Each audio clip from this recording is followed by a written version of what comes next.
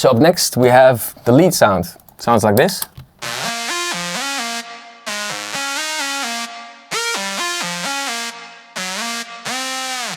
Has some pitch automation over there. The patch, it's pretty basic. It's SQR saw, square saw. But the main reason this sounds the way it sounds is that little sync warp mode over here. You can see it's at 3.96. If you only move it slightly, it changes the entire sound. This was really about finding that sweet spot. I've used this before, I know how this works, but yeah, that was the sound that I was after, so where I found it. Let's turn this off. That's how it sounds. And added some distortion, some hyperdimension for the stereo image. It's pretty basic. Chorus. More stereo, I guess. Compressor's not on.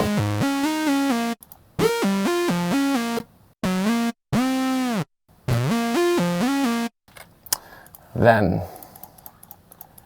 on the mixer chain, cut off a lot of those low ends because my bass line already has a lot of lows, and the bass and the chords together have a lot of lows, so we don't need that. And then boosted some of the highs, so I was missing that. Then another equalizer. Don't ask me why, but this is just my workflow. This is how I work. Sometimes because it has so many bell frequency editing already there that I decide to add another one, which also has a lot. So this is a workflow thing. You don't have to do this.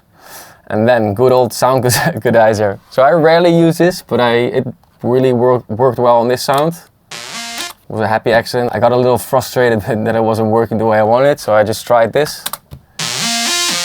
And you can hear the effect, it worked. Then added some more distortion, and I only used a bit of this wet signal. It was too much, so I decided to mix it a little bit. More equalizing. Like I said, after every saturation, compressor, whatever, I like to equalize it again. Then I added a peak controller, and we're going to use that later. This is just capturing an information signal that we can use later. So this is a signal, it's a peak signal. It's just calculating the volume and the form of that automation, and we can use that automation later on.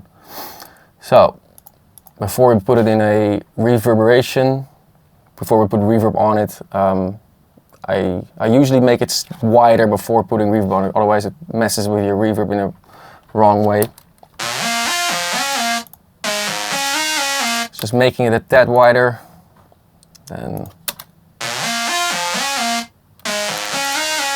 this is a trick that somebody, I forgot who learned this to me, but it's a very short reverb and a pretty decent mix, and it just creates a kind of chorus effect, but not really. So it has a lot of, it has the, what's it called?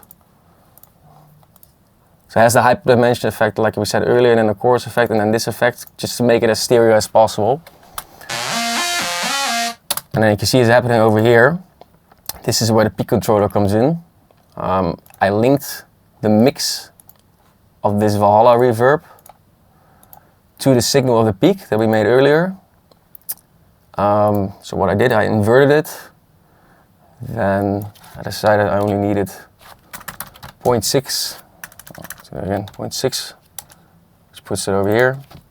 So it's only at 60% max, and then we're pushing it down 50%. So it's usually at when the sound, well, you see it. So whenever that synth or the lead is playing, it's pushing the reverb down, and when it stops playing, it pushes reverb up. It's kind of the same as putting a reverb before your compressor and then compressing the living hell out of it, which gets the same effect, but I didn't want to compress it further because it was already tight as it was, so I used this method.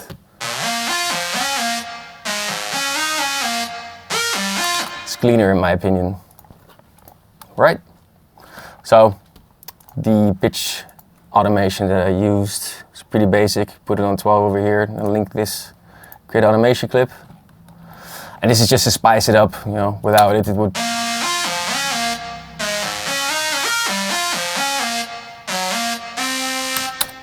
It's just more interesting to give it something different. All right, so now adding the main lead, the chords and the vowel bass that we made earlier together. This is the end result that I'm playing right now.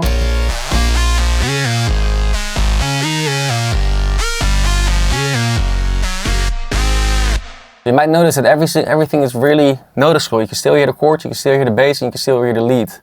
And it wasn't easy to do that, but there's a trick that I'm going to show you right now that I used. It's called track spacer. So how I did that.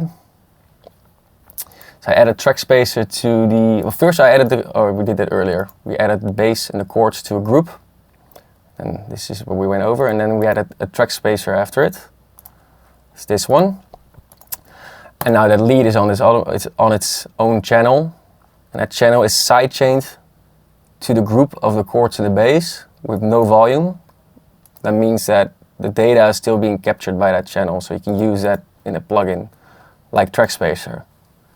So if you go to the options, to the processing, and then to the sidechain effect, you can choose what source you want. We want the lead source. And going back to track spacer, it's on. So now every time that lead is playing, it identifies the frequency range of that lead and then cuts it out of the bass and the chords at the same time. So it sounds like this.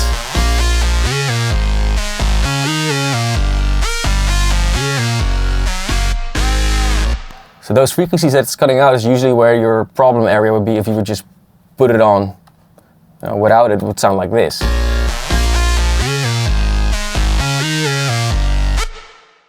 If you put it on, let's put it on a very heavy effect.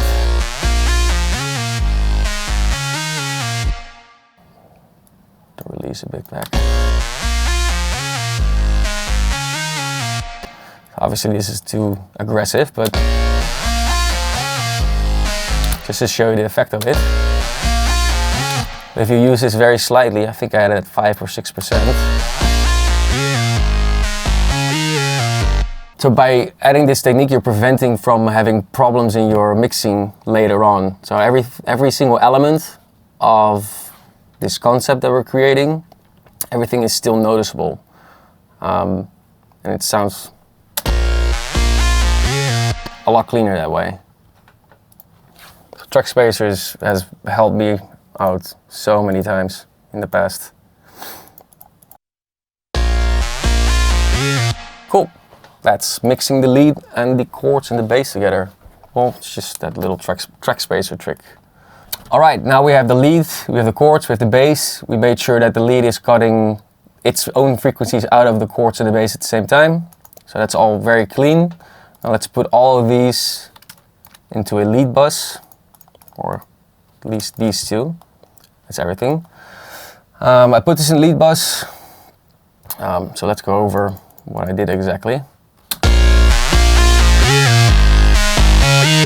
So the effect, the intermodulation that I talked about earlier between the bass and the chords, it's working right now properly, but it's not working between the lead and the chords to the bass line yet. The lead is not really modulating with the rest yet. So that's what I did here.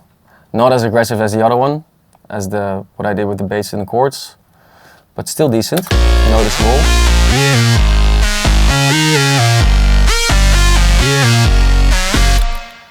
Sounds more solid together. And some multiband compression.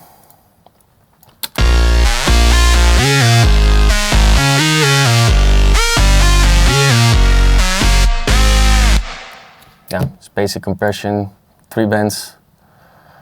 Next I wanted to have some more high end, but not just adding it with an equalizer, but this just adds high end in a different way. I'm not sure how it works, but it's much smoother than an equalizer can do, or a harmonizer, or an exciter, or anything.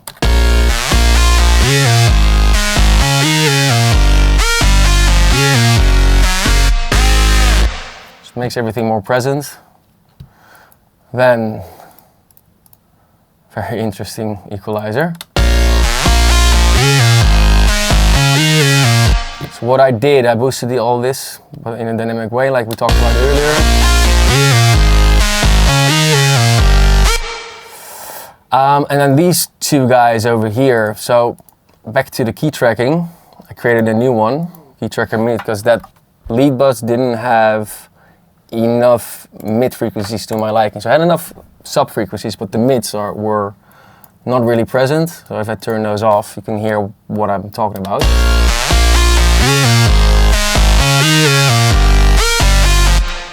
So turn them back on. Significant effect. So what I did, this is different than the rest. It's just following the chords or the bass notes of the chords. And like we did before, it's just linked to those little boosts here. But they're dynamic because when the bass line is playing the lower notes, you don't have any mid data, but then the higher bass notes are coming in and those have a lot of mid data. So whenever those higher notes are not playing, then these little boosts have effect. And then when those higher notes of the bass are playing, because of the dynamic bells, it's being pushed down.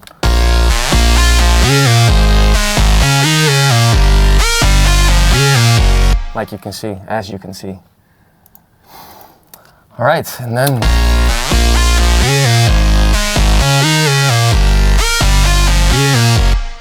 alto maximizer again, limiting basically, just cutting off those harsh peaks. And I put it at 6.5 probably for the purpose of the master, of the mixing between the drum tracks later. 6.5 is what I went with.